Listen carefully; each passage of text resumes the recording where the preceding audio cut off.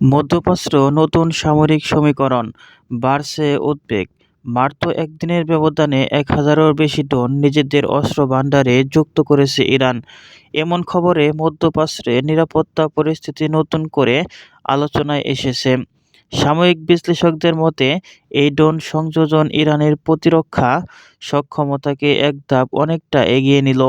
ইরানের প্রতিরক্ষা মন্ত্রণালয়ের ঘনিষ্ঠ সূত্র জানায়, এসব ড্রোনের মধ্যে রয়েছে নজরদারি, আক্রমণাত্মক ও দীর্ঘপাল্লার স্বয়ংক্রিয় ড্রোন।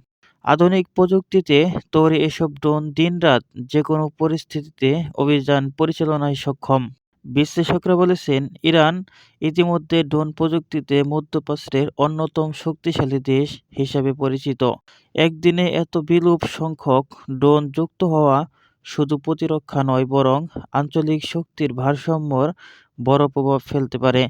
এদিকে যুক্তরাষ্ট্র ও তার মিত্র দেশগুলো বিষয়টি গভীরভাবে পর্যবেক্ষণ করছে বলে কূটনৈতিক সূত্রে জানা গেছে। অনেকের আশঙ্কা, এই ড্রোনগুলো ভবিষ্যতে মধ্যপ্রাচ্যের বিভিন্ন সংঘাতে ব্যবহৃত হলে উত্তেজনা আরও বাড়তে পারে। তবে তেহরানের পক্ষ থেকে দাবি করা হয়েছে, এসব ড্রোন সম্পূর্ণরূপে প্রতিরক্ষামূলক উদ্দেশ্যে তৈরি এবং দেশের সার্বভৌমত্ব রক্ষাই এর মূল লক্ষ্য।